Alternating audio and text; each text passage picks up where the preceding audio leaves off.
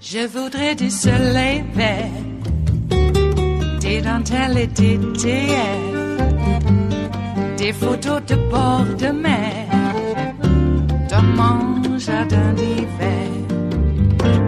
Je voudrais de la lumière, comme en Nouvelle-Angleterre. Je veux changer d'atmosphère, dans mon jardin d'hiver. Ma fleur, sous la pluie de novembre, tes mains qui courent, je n'en peux plus de t'attendre. Les années passent, qu'il est loin, là je tombe. Nul ne peut nous entendre. Je voudrais du Fred Astaire, revoir un latte. President Trump took his re-election campaign to Henderson, Nevada last night, just outside of Las Vegas. It was the first time supporters indoors since his Tulsa rally on June 20th, an event that health experts later blamed for a surge in local coronavirus cases. Much like the president's other recent campaign events, the crowd was packed in and few people wore masks. But this time, the supporters, standing directly behind the president, whose faces would end up on television, they were mandated to wear face coverings for the rally. Oh, wait a second. Hold on a second. Hold on. So you're saying the people behind Donald Trump were required to wear masks, but the people that were far away from Donald Trump weren't. That's fascinating. Last night's event was in clear I wonder why that is. defiance. Could that be because Donald Trump cares about Donald Trump and not you? The event was in defiance of state regulations and also Trump's own doctors in terms of what they believe will keep you safe. In-person gatherings, indoors, outdoors, up to 50 people are the rules. Nevada Governor Steve Sisolak criticized the president on Twitter last night, saying Trump is, quote, taking reckless and selfish actions that are putting countless lives in danger here in Nevada. And Casey, actually, we saw this in Tulsa, where they squeezed everyone together in a sweaty room, 6,000 people. They wanted 22,000 to show up. Let's point out that he didn't get the crowd he wanted, so they squished everyone together, ripped the stickers off the chairs. They would sit next to each other. Herman Cain was there. He did die a few weeks later. We don't know where he got it, but just pointing out he was there, no mask. And everybody put themselves at risk. It's not me talking. It's not me and Joe saying this is one side, what we believe. Doctors. This is Donald Trump's doctors. And so then the question is, and we always have this question about the Republicans standing by this president. I mean, the moral inconsistency, maybe they can live with that on some levels. But his leadership is killing people. Like, what's the answer to that? Well, Mika, I mean, I think you laid it out exactly right. And I don't think there is an answer. And you think about all of the people who are, have lost their livelihoods because they are following these state regulations, all of the sports teams, all of the concert venues, all of the people that work in those kinds of big environments, they're all at home because we all know that these kinds of events are dangerous. Every governor, every public health official who's looking at this is saying, don't do this right now. And a lot of Americans are also saying, well, I'm not going to put myself in that situation. But I think, one of the differences between this Tulsa rally that we had in June, where so few people actually showed up, and the crowd that we saw in Henderson, Nevada last night, it shows you that what the president has been saying to his supporters has really sunk in. And it's likely contributing to the fact that we're still struggling to get this pandemic under control, and that it potentially really jeopardizes all of us. I mean, all of these people who were in this crowd, and even those photos of the people that had to wear masks, I mean, half of them have it off their face or underneath their nose. You know, they are clearly all deciding that this isn't actually real. They are believing what the president is saying to them. And you know, this is why what the president said to Bob Woodward and what he said in public is particularly astonishing. I mean, let's set aside all of the real ramifications for so many Americans, for all of us who are stuck at home, who can't get our kids to school, can't find childcare, all of that. This is a president who has demonstrated time and time again he is focused on himself. And the question that I struggle with is, if he knew this at the time and he says to Bob Woodward, this is really dangerous, we're going to have to do something about it. And, you know, Joe, you have been saying over and over again, we solved the medical crisis, we solved the economic crisis, maybe the president can get reelected. Why would he not tell everyone to wear a mask in March? It really, and I have had sources say this to me too. It just boggles the mind. Well, and what really is so revealing is that he told Bob Woodward in February. He knew at the end of January how dangerous this was, how deadly this was.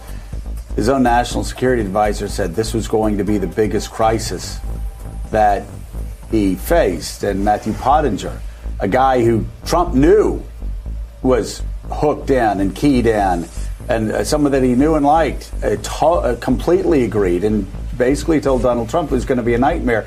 Donald Trump went out and held huge rallies in the coming weeks, including rallies in Michigan, where he said this is just 15 people, soon it's going to be down to zero. Texas, Arizona. Continuing to say that he was going to have these rallies. It was no big deal. He even said at one rally, think about this, to my dear friends who still don't understand why everybody wouldn't vote for Donald Trump. Donald Trump called this a Democratic hoax, right?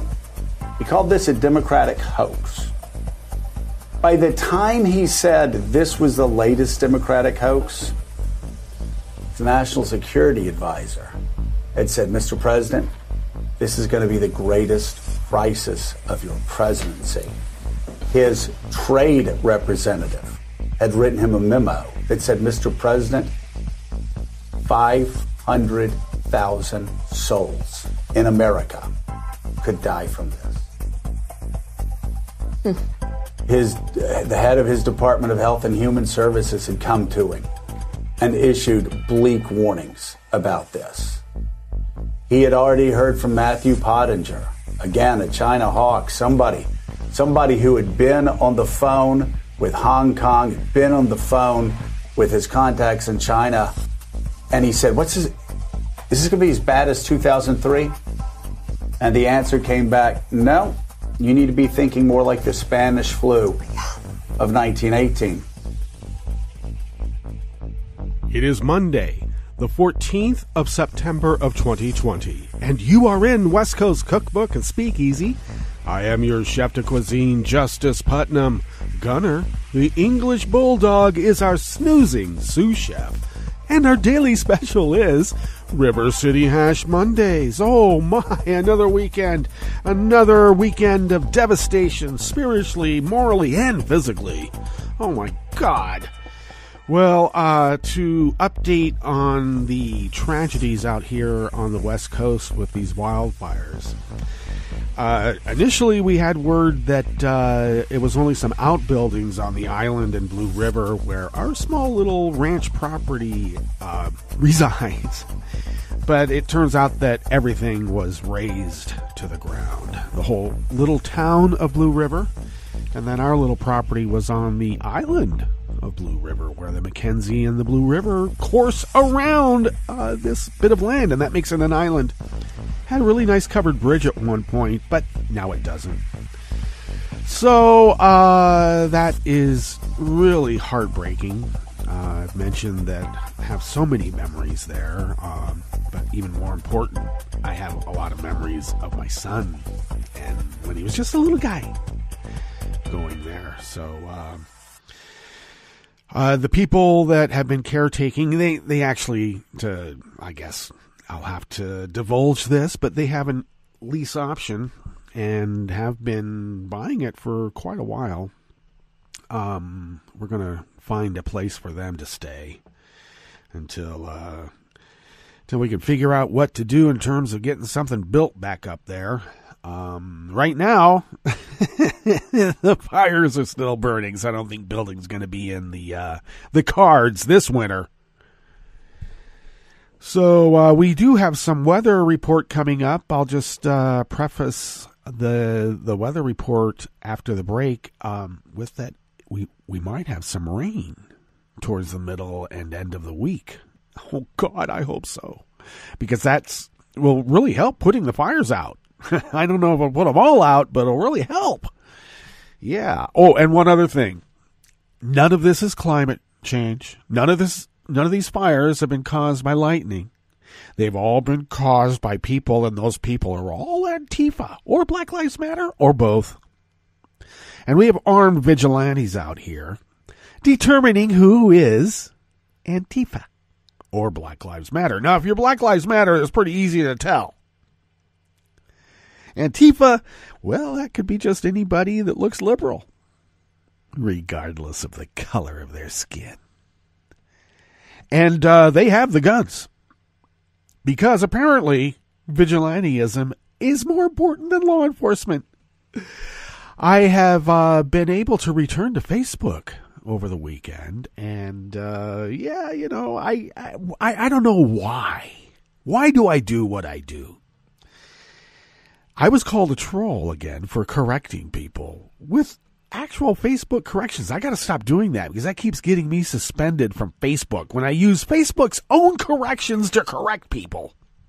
I'm not really correcting the people. I'm correcting the disinformation they're putting out, and then I get suspended for harassing the disinformation freaks with the corrections from Facebook, and Facebook suspends me. Now, I got to tell you, I was suspended when one of these maggot QAnon types disparaged my dead son. And I called the lady effing biatch. Except I didn't say biatch or write it. I left the ya out and just went eh. And you know what? As far as I'm concerned, that might have been warranted, and I gladly accepted it. How dare they disparage my dead son? They are filthy, soulless, unfeeling ghouls, absolutely un-American. Go live in Moscow. Or, I don't know, live on the Russian steppes. Maybe you'll like it better there. So isolated. So far away from all the urban chaos that causes all the chaos. So, I've already, I had one guy. I've just posted that, lying about a pandemic is one thing, but lying about wildfires, that's, I guess that's exactly what Vlad wants. So one guy just tagged me about 30 times. You would think that would be harassment. That is part of the Facebook terms of use and what you can report. If you feel you're being bullying and harassed, you have to choose, like, how are you being bullying and harassed? And one of them is, like, you getting tagged repeatedly, spammed with stuff. Interestingly, whenever I report that, oh, no, that doesn't violate our terms of use. But I was once suspended last year, or this past year here, because I've been serially suspended, as you know, since you've been listening to West Coast Cookbook and Speakeasy. Since last November, coming up a year now, serially suspended. Started off with like 7 days, started off with like a 24 or 48 hour, then jumped to 7 days, then immediately jumped to a month. So I've been getting month-long suspensions since, about the end of December. Middle to end of December is when the 30 days started being imposed. And I get back for a month or less, and then I get suspended again. And it's been going on. That's why it's serially. So I don't know why I keep coming back to ask for more. So this time I actually didn't use Facebook's own corrections about the wildfire disinformation that these people have been putting out while I was suspended, because I was able to read at least. Couldn't respond. And so they were all actually shocked. The usual suspects. This one fellow tagged me almost 30 times. And that was just one, because there were others that did about a dozen or so. Come on. I engender that kind of feelings in these people? Wow, I must be doing something right. Anyway, once again, report them. Yeah, nothing happens. Oh, what I wanted to say is that I was suspended also one time for correcting, this wasn't Facebook's own corrections, but I gave a short history of race riots in the U.S. since Reconstruction. Because apparently, these people are unaware of that. And one other, maybe some election disinfo I corrected. And, no, it was something about the right-wing tears. And I had a gif of a cheerleader crying.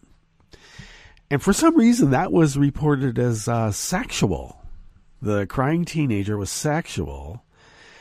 And it depicted nudity. And she wasn't nude. She was in her cheerleader uniform crying in a car. Right-wing tears.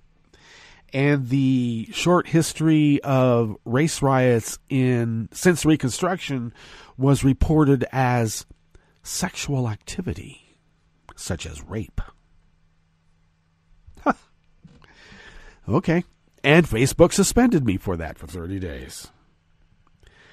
Now, I have reported, as you know, when people came at me with horrendous, really vile, tasteless images, homophobic stuff, and I don't know, any other number of things like, I'm a cuck or whatever, just weird. And pornographic depictions, and I reported those, and Facebook says every single time it doesn't violate terms of use.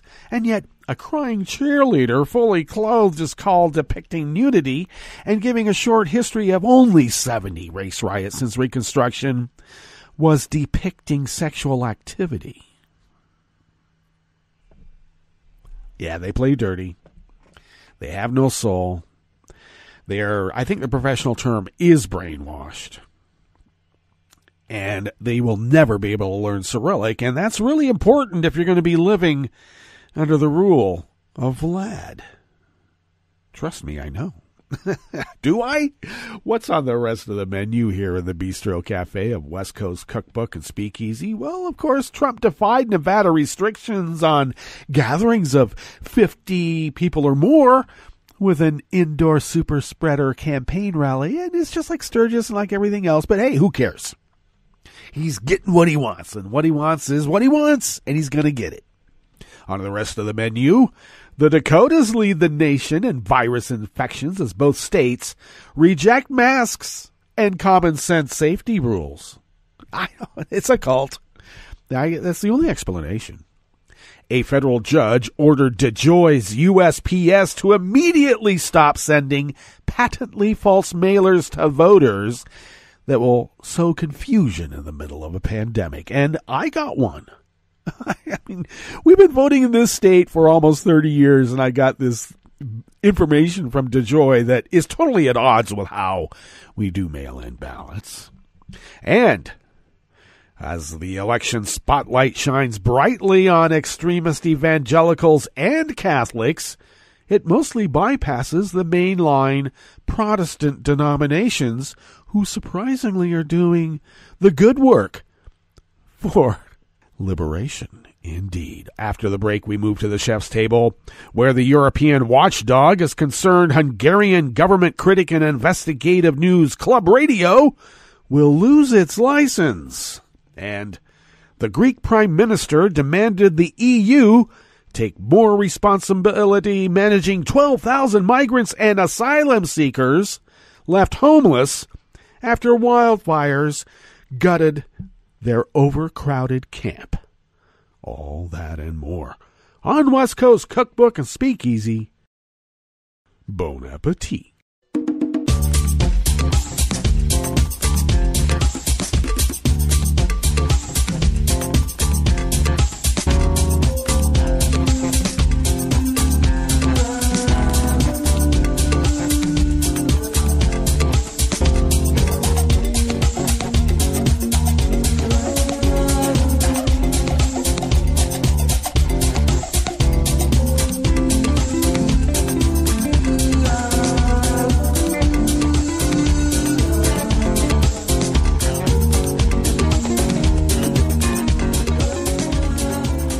At the bottom of our homepage at netrootsradio.com, to the rightish of the page, is our chat room link, monitored by Kelly Lincoln. Thank you, Kelly.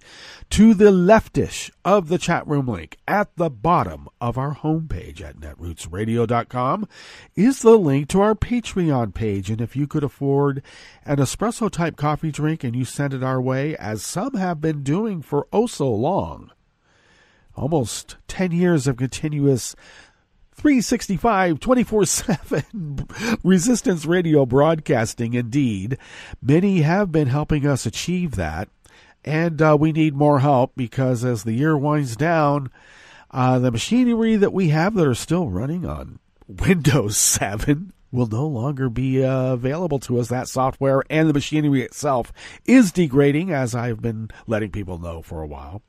We've gotten some other machinery around that and been getting the software lined up. And we also have to get the broadcaster, too, which is a MacBook, an old MacBook. That one's got battery expansion, if you know what that is. Yeah, so we'll have to change out that workhorse for another workhorse. And they still work, and will in a much minor capacity. But your generosity will help us offset the cost of those purchases and the purchases we've made, let alone just paying our bills. Because I have found that when you pay your bills, you can pretty much fly under the radar and get away with a lot of stuff. Lots. If you don't pay your bills, it's almost like putting a target on your back, your front and both sides. You're surrounded. So thank you for allowing us not to be surrounded. Oh no, we fly free and broadcast Resistance Radio as the founders originally intended, oh, so many years ago. If you would like to follow Netroots Radio on Twitter, do so at Netroots Radio. Tom takes care of that. Thank you, Tom. And as I mentioned, his superior graphic design is responsible for our homepage. Thank you, Tom. You can follow me on Twitter at Justice Putnam. I post the show notes and links diary on Daily Codes about 10 minutes before showtime, and then get that linked up on social media. And you can also follow the show on Twitter at Cookbook West. And please pick up podcasts by way of Spreaker, Stitcher, TuneIn, iHeart, YouTube, iTunes, etc., etc., etc., etc. All right, we got the business out of the way. Now let's get down to business. This first offering comes out of the Associated Press by Stephen Groves and Dave Kolpeck. The Dakotas. You know, I used to go to the Dakotas every summer to bale alfalfa and hay. There's a big difference in weight, too. Oh, my gosh. And milk the cows. Had a small dairy farm, family farm in the Dakotas, South Dakota, right on the border, smack dab in the middle between the east and west borders of North and South Dakota, and right smack dab pretty much on the border between North and South Dakota, the north and south parts, right smack in the middle there, though the farm itself was actually in North Dakota, but the town of Pollock is in South Dakota, so they call it South Dakota. I wonder how Dad voted. I was too young to vote then, so I don't know. But anyway, don't want to go to the Dakotas. I have relatives still in the Black Hills right there in Rapid City.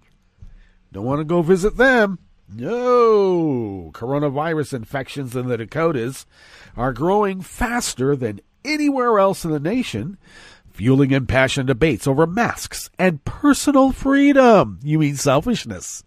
After months in which the two states avoided the worst of the pandemic. See, they consider avoiding the worst of the pandemic just restricting it to meat packing houses that only those brown people were getting it. So if it's genocide of black and brown people, then it's okay. All right? It's okay.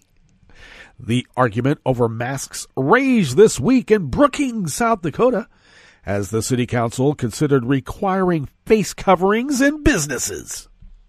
The city was forced to move its meeting to a local arena to accommodate intense interest. Oh, you mean an outsized crowd of bullies who want to be selfish, and they're going to let you know that you're not going to stop them spreading their cough droplets of spit all over the place.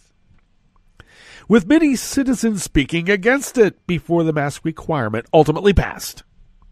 Amid the brute force of the pandemic, health experts warn that the infections must be contained before care systems are overwhelmed like they already had been and still are. North Dakota and South Dakota lead the country in new cases per capita over the last 2 weeks. Gee, they just had a big motorcycle rally too, didn't they? Ranking first and second respectively, according to Johns Hopkins University researchers, obviously members of the deep state, so what do they know? South Dakota has also posted some of the country's highest positivity rates for COVID-19 tests in the last week, over 17%, an indication that there are more infections than tests are catching.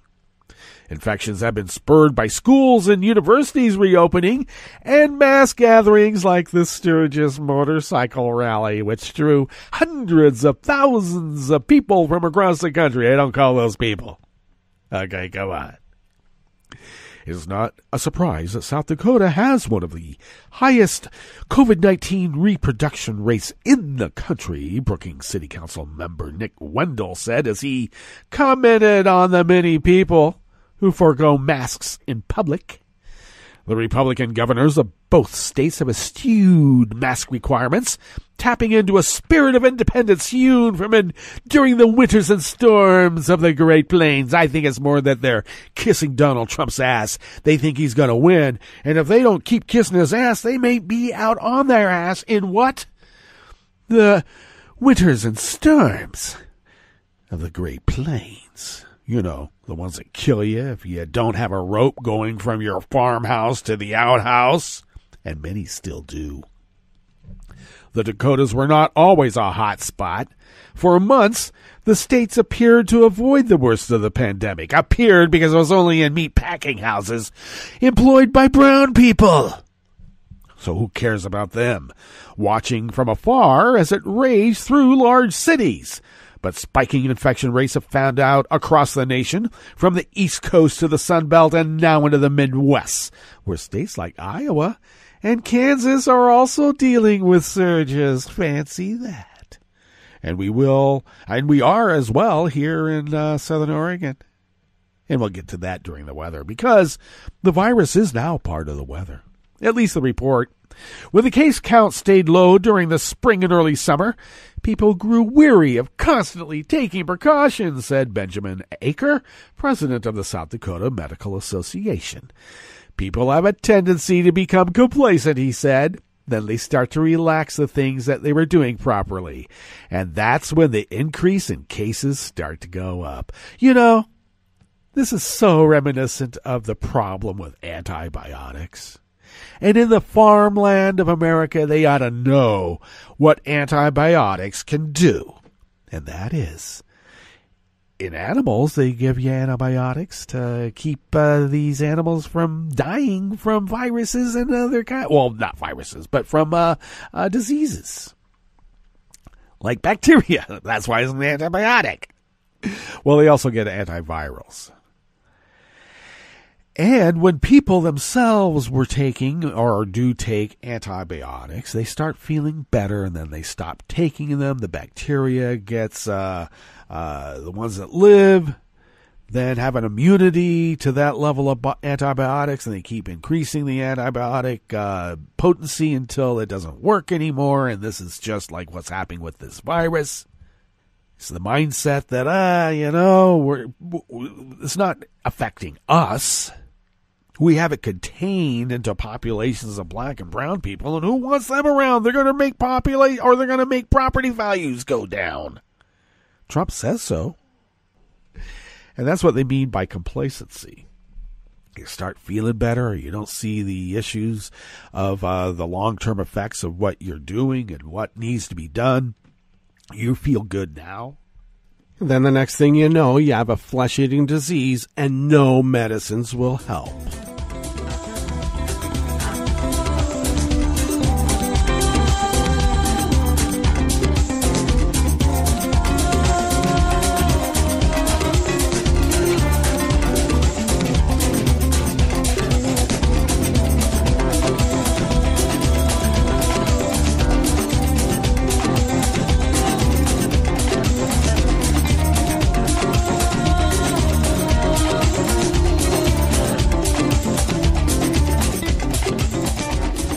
Jake Johnson of Common Dreams, by way of alternate, brings us this next offering here in the Bistro Cafe of West Coast Cookbook and Speakeasy, River City Hash Mondays.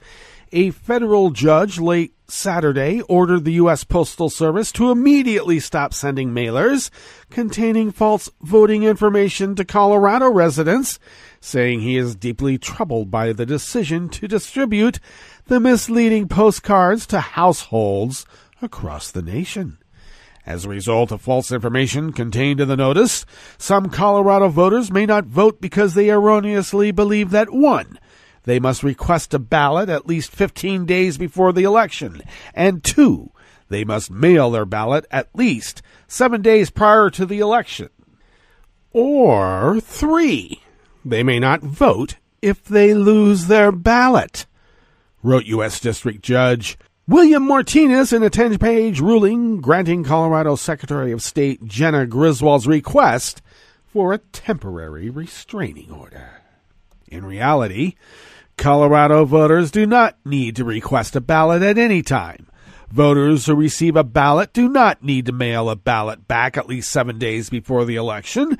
They may alternatively deposit that ballot at a drop box or may choose to vote in person up to and including on Election Day, Martinez continued, describing some of the information on the mailer patently false. The notice, if distributed, will sow confusion amongst voters by delivering a contradictory message, the judge said. And in this reporter's opinion, that's exactly what they want to do. It's a feature, not a bug. The ruling came hours after Griswold sued Postmaster General Louis DeJoy, a Republican mega-donor to Donald Trump, and to other top USPS officials over the mailers, which have already arrived at households in Colorado and other states, like my state, because I got one on Saturday, just weeks ahead of the November election. While acknowledging the postcards may have started off as a well-intentioned effort to inform voters ahead of the election, Griswold said that confusing voters about mail ballots in the middle of a pandemic is unacceptable.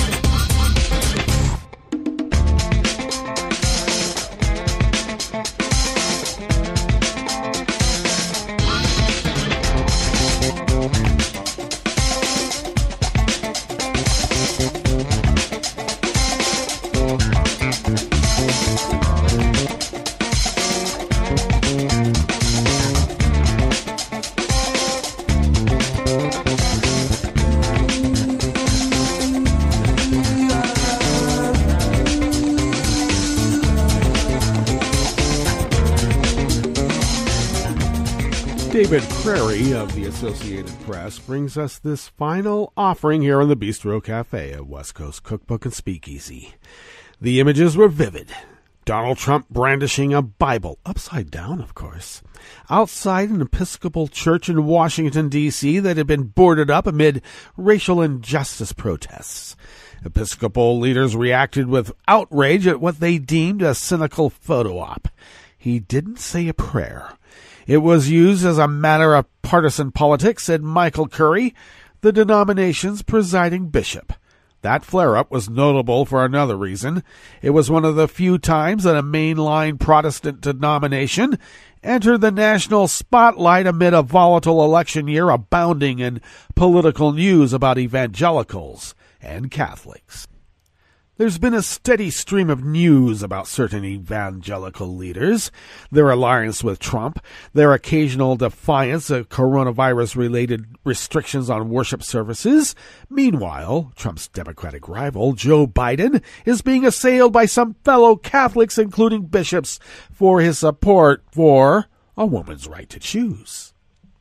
Rarely garnering national attention are the mainline Protestant denominations that dominated America's political and civic leadership for much of its history, beginning in colonial times.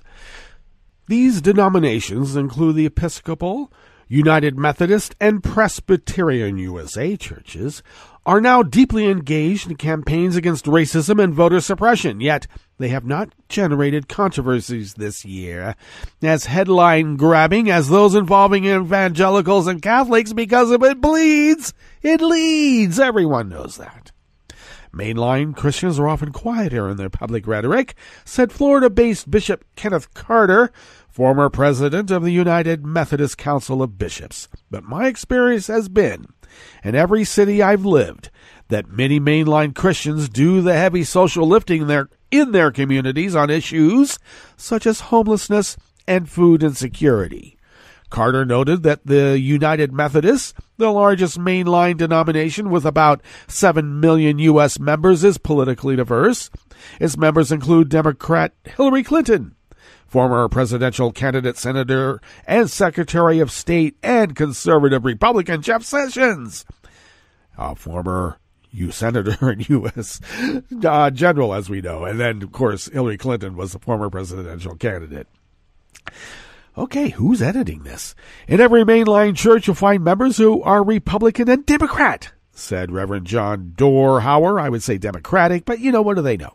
President and General Minister of the 800,000-member United Church of Christ. What that means is that the pastor and church culture have created a setting where no matter what your political view is, you're free to worship here, he said. When a pastor crosses the line, you risk saying to a member of the church, your own beliefs are not valued here. Well, that's exactly what people hear in some of these evangelical churches now, isn't it? Well, also Catholic. Yeah. In general, mainline denominations discourage their pastors from making political endorsements from the pulpit or from issuing voter guides the way some conservative churches do, because you lose your tax-exempt status if you do, unless you're evangelical, apparently. We don't endorse or oppose a particular candidate, but we do try to uphold moral principles and values that are key to our faith, said Curry. Through the mid-20th century, most Protestants in the U.S. belonged to mainline churches, but now they are outnumbered by evangelicals. I think that maybe marketers and other social engineers discover that a lot of people really have really extreme, conservative, debilitating, repressed viewpoints. But they'd much rather be dancing with snakes instead of not dancing at all.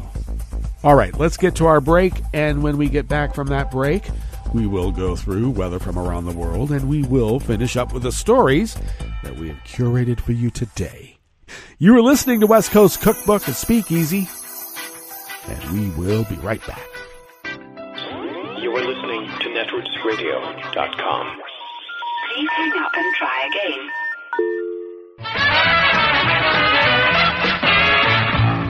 From a point at sea to the circles of your mind, a new force is at work for planetary transformation.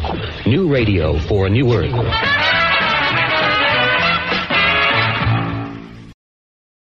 This is Take Two Movie Review. I'm Mike Friend. This week, a celebration. Going back closer to the original title of Charles Dickens' 1850 and widely considered to be autobiographical novel, The Personal History of David Copperfield is the third effort to bring it to the big screen. Despite the sprawling story and Dickensian page count, the bones of the tale and the characters that inhabit it are all present here, and it succeeds based on its script, directorial flourishes, and mostly its performances. The movie starts with one of those flourishes, which is Dev Patel's adult David narrating his own birth. His narration, mostly taken from passages of the book, are heard throughout, usually transitionally. The script is tight and snappy, accentuating a certain type of personality rather than character development. Dickens was a critic of social conditions in the England of his time, and while there are some heavy scenes involving domestic abuse, a character with mental health issues, and poverty all around, this adaptation, perhaps more so than the novel, leaves these issues as ambiance. Director Armando Iannucci's David Copperfield is entertainment, and because of this, much of the ballyhooed multicultural casting works. Victorian England probably made the Jim Crow South look diverse by comparison, but the approach here makes the suspension of disbelief possible in this regard. Not enough good things can be said about Patel's performance in the title role, that of Tilda Swinton as Aunt Betsy, and Ben Whishaw against type as the evil Uriah Heep. The 2020 Personal History of David Copperfield is a celebration to be sure, especially for those familiar with the story and its characters. Despite Patel's narration, however, the frenetic pacing may leave those less familiar with the story behind. This has been Take Two Movie Review. I'm Mike Friend. Catch up with us at TakeTwoMovieReview.com and feed us back on our channel on YouTube.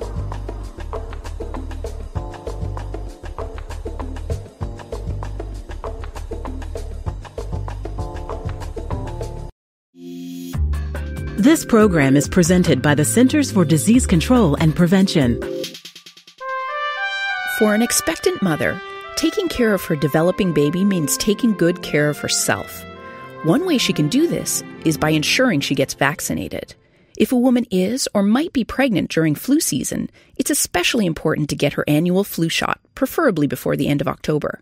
In addition, women should be vaccinated against whooping cough during the third trimester of each pregnancy. Failure to get vaccinated places both mother and baby at increased risk for serious complications of these infections, including hospitalization and even death. If you're pregnant or planning to get pregnant, ask your healthcare provider when you should get your vaccines. Thank you for joining us on A Minute of Health with CDC. For the most accurate health information, visit cdc.gov or call 1-800-CDC-INFO. Hi, I'm Tom Hartman, and since you're listening to netrootsradio.com, show your progressive side and go to the donate button on the bottom of the homepage. It's progressives like you who power Netroots Radio and keep the progressive message beaming everywhere 24 hours a day. Just go to our donate button at the bottom of netrootsradio.com. Thank you for keeping progressive radio at full power.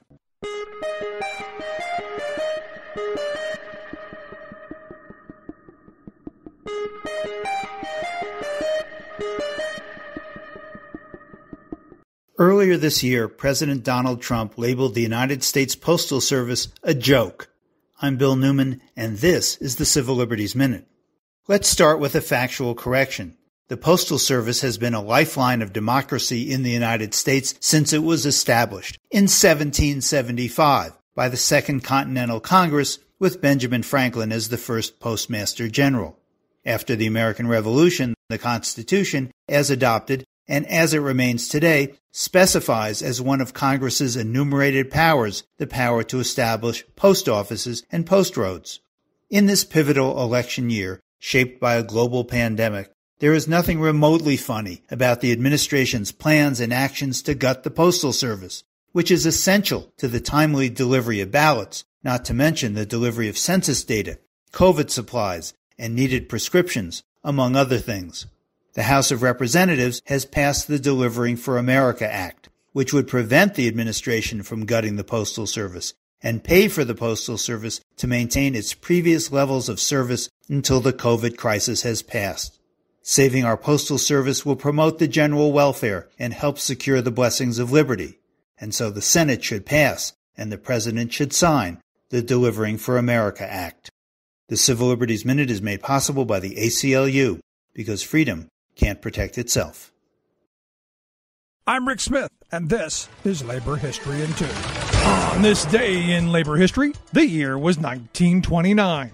That was the day that Ella Mae Wiggins was gunned down on her way to a rally of striking textile workers in North Carolina. Ella Mae was born in the mountains of Tennessee. Her father was a lumberjack who was killed on the job. She and her brother had entered the textile mills to help support their family. She married another mill employee, and they had 7 children. When her husband left, Ella Mae struggled to keep her family afloat. When the Great Depression came, textile mill workers were subject to the, quote, stretch out. Owners demanded that fewer workers quicken their pace to produce the same results. In response, textile workers began to organize and strike in Gaston County, the heart of the southern textile industry. Ella Mae became a local leader of the National Textile Workers Union. She advocated for organizing both white and black workers. She became known for leading the other workers in song. One of her most poignant songs was the Mill Mother's Lament. The lyrics told her personal struggle of a mother trying to support her children. On the day she was killed, Ella Mae was in a truck heading to the workers' rally. They were met by an armed mob deployed by the mill owners. The unarmed workers turned their truck around, but the mob chased them and gunned down Ella Mae. 5 people were charged, but they were acquitted of her murder. We leave our homes in the morning, we kiss our children goodbye. While we slave for the bosses, our children scream and cry. Labor History in 2 brought to you by the Illinois Labor History Society and The Rick Smith Show. Our grocery bills to pay, not a cent to spend for clothing, not a cent to... This is Solidarity News on Radio Labor. This is a Radio Labor report recorded on Monday, September 14th, 2020. I'm Mark Boulanger. As the pandemic continues to sicken and kill workers around the world, particular attention is being paid to meat packing facilities, which can be sources of virus transmission. I talked to Hide at Greenfield about the situation. Mr. Greenfield is the Regional Secretary for the Asia-Pacific region of the International Union of Food Workers, the IUF. I asked him to describe what's happening in the meat packing plants. Well, I think the very interesting thing is that you see in countries like Germany and Ireland, of course, in the United States, in Canada, in Australia, outbreaks of COVID-19 in meatpacking facilities. And we've had discussions with the WHO, with the Special Envoy on COVID-19, Dr. David Navarro, about this, who's excellent in looking into this, investigating. And really, it brings attention to something that's very important that supports the demand to recognize occupational exposure. And that's because you can't just reduce risk by having temperature check, masks, and distancing. You can't just replicate what's done in public. You have to change work arrangements. You have to change work practices. And in the meat industry, that hasn't changed. You've got a high density of workers working shoulder to shoulder, squeezed together. There's no physical distancing. You've got cooler temperatures and very poor ventilation. And that's been linked to some of the factors about why there are more outbreaks. On top of that, you generally tend to have migrant workers, very vulnerable workers from refugee communities, extremely vulnerable, who then get less protection and less support and aren't able to fight back against these unsafe conditions. And so you put all that into the mix and you have these outbreaks, and it's right across the meatpacking industry. And also speed lines and things like that have to change. That's why people are so packed in together, shoulder to shoulder. The speed lines haven't changed. So we've been looking at all sorts of food processing as well as meat processing workplaces. If you recognize COVID-19 as an occupational disease and work towards reducing risk, it means you have to change the work arrangements. Line speed has to be reduced to maintain distancing. Otherwise, the distancing is impossible. You have to change the arrangement of work. That costs more, and that's where the employers draw the line there. In most cases, they can provide masks and so on, temperature check, but they're not willing to invest in the changes that are needed to keep workers safe right now. So that's why we really need to campaign for this recognition of COVID-19 as an occupational disease. You mentioned the need to declare COVID-19 an occupational disease. Tell us about that. The idea is that biological hazards already exist in workplaces, and there's a lot of legislation, regulation around this in many countries, but more importantly, international legislation and regulations around it that define certain risks as biological hazards in the workplace, and these are caused by a biological agent. Example would be anthrax, which is a recognized biological agent, which is a biological hazard in a workplace in certain environments. So obviously, for health workers on the front line in this pandemic, there's absolutely no doubt that SARS-CoV-2, the coronavirus that causes the disease COVID-19, is a biological agent, and they face exposure to this and the risk of contracting the disease COVID-19. That's the most important, no doubt. But what we're talking about is that there are other workers in other workplaces, in hotels, in restaurants, in supermarkets, in food factories, and particularly in places like meat factories, which in North America and other countries in Europe and Australia have been a significant site for outbreaks of COVID-19.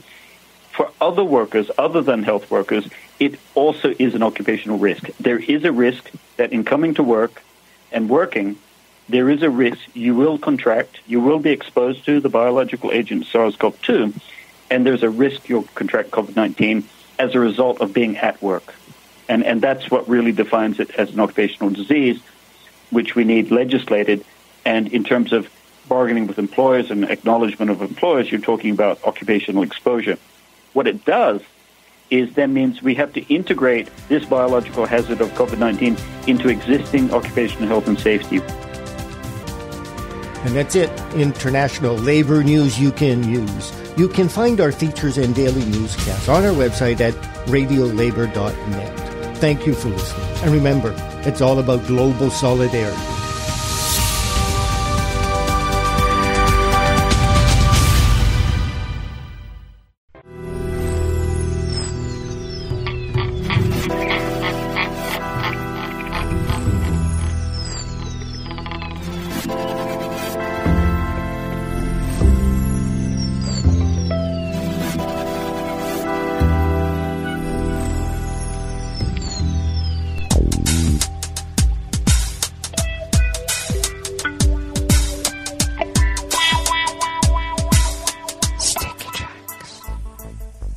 Thank you for accompanying us here to the chef's table at West Coast Cookbook and Speakeasy, River City Hash Mondays. And we always begin, weather from around the world, along the banks of the Rogue River, in the Rogue River Valley of Southern Oregon on the west coast of the continental United States of America, where it is currently 51 degrees Fahrenheit, expecting a high in the mid-80s. Widespread areas of smoke and haze reducing visibility at times, and we are under foggy, smoky conditions as we speak.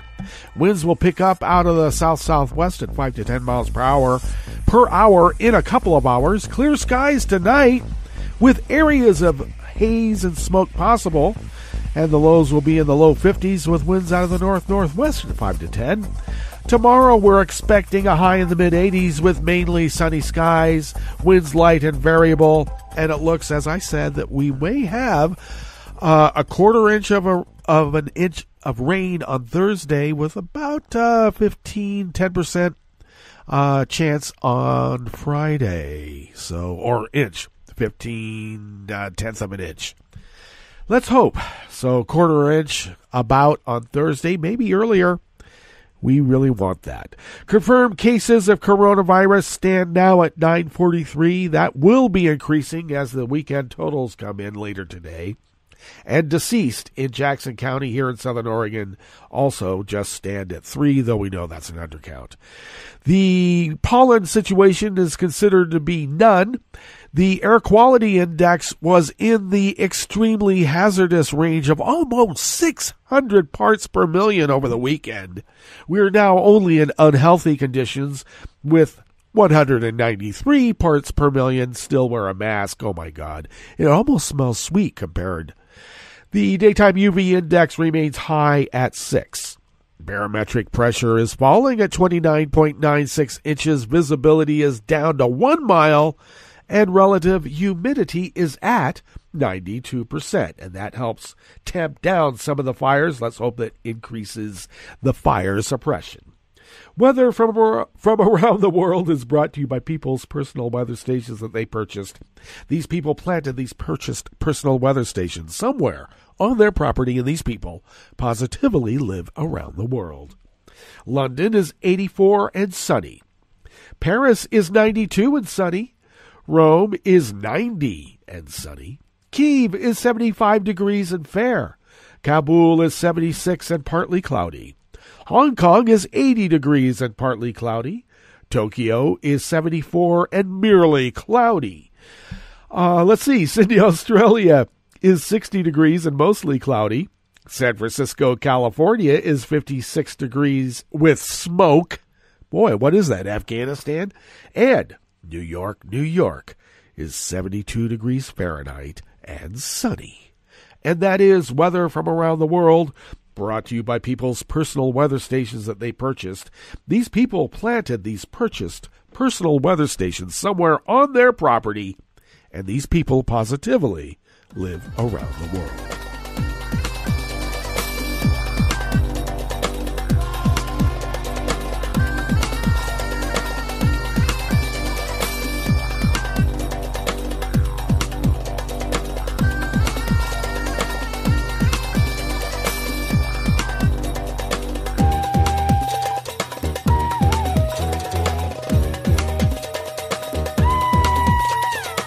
Pablo Garondi of the Associated Press brings us this first amuse-bouche here at the chef's table at West Coast Cookbook and Speakeasy, River City Hash Mondays.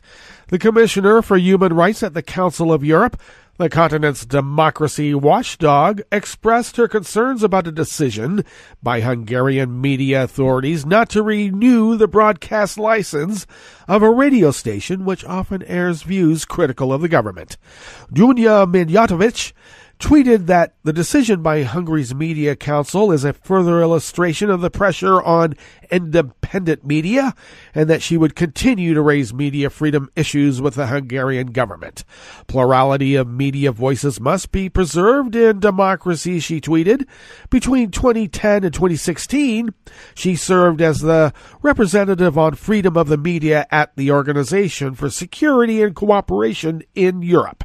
Club Radio has been in the crosshairs of Prime Minister Viktor Orban's government since his return to power in 2010, and the station had to win numerous lawsuits against media authorities before receiving a 7-year permit, which expires in February.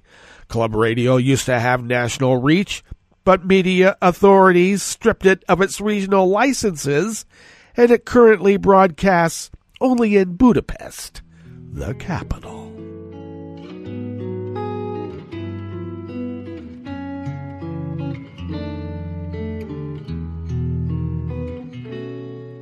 Je te donne ce mon amour pour la vie entière, la promesse de me trouver à tes genoux. Aussitôt que tu m'appelles, rester toujours fidèle, c'est tout, c'est tout. Je te donne tous mes printemps, mes étés de mer, mes automnes quand les feuilles tombent partout. Si ce n'est pas une bonne affaire, je te donne tous mes hivers. Ileana Meyer and Demetrius Nellis of the Associated Press bring us this final amuse-bouche here at the chef's table at West Coast Cookbook and Speakeasy. Greece's Prime Minister demanded that the EU take a greater responsibility for managing migration into the bloc, as Greek authorities promised that 12,000 migrants and asylum seekers left homeless after a fire guttered their overcrowded camp would be moved shortly to a new tent city. Greek Prime Minister Kyriakos Mitsotakis blamed some residents at the Moira camp on the Greek island of Lesbos for trying to blackmail his government by deliberately setting the fires that destroyed the camp last week, but he said this could be an opportunity to improve how the EU handles a key exchange. Oh, really? being the burning of Moira was a tragedy. These images were bad. It was a warning bell to all to become sensitized. Europe cannot afford a second failure on the migration issue, he said at a press conference yesterday Sunday in the northern city of Thessaloniki. Human rights activists have long deplored the squalor at the Moira refugee camp, which was built to house 2,750 people but was filled with some 12,500 who fled across the sea from Turkey. Since the fires, which came after the camp, faced a coronavirus lockdown, thousands of people have camped out in the open on the highway near Moira under police guard.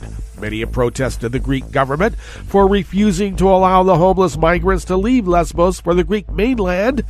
Greek residents are also unhappy that their island is being used as a dumping ground for migrants. Well, we all gotta lend a hand now, don't we? That brings us to the end of our broadcast period for the day, but you do know Netroots Radio broadcasts on, and we'll meet up tomorrow for Tarrytown Chowder Tuesdays. So do stay tuned to Netroots Radio all day and all night for all the breaking news as it breaks. And we'll meet up here tomorrow, right here, in West Coast Cookbook and Speakeasy.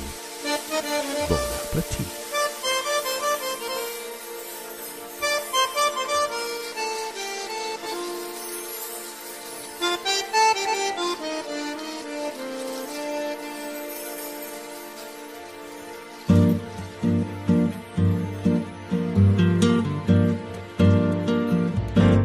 Je voudrais du soleil vert, des dentelles et des théâtres, des photos de bord de mer, dans mon jardin d'hiver. Je voudrais de la lumière, comme en Nouvelle-Angleterre.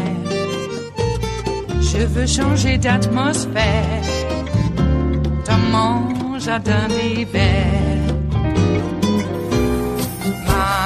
Robe à fleurs, sous la pluie de novembre, tes mains qui courent, je n'en peux plus de t'attendre. Les années passent, qu'il est loin, là je tombe.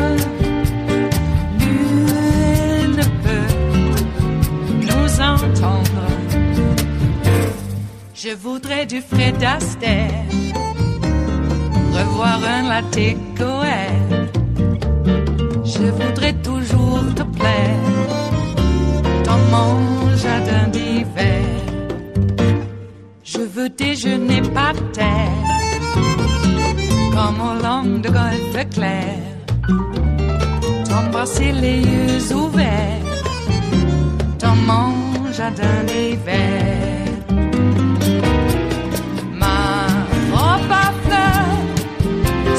Pluie de novembre, tes mains qui courent, je n'en peux plus de t'attendre. Les années passent, il est loin, là je tombe. Nul ne peut nous entendre. Ba-da-da-dum-di-da-dum. Ba-da-da-dum-di-da-dum.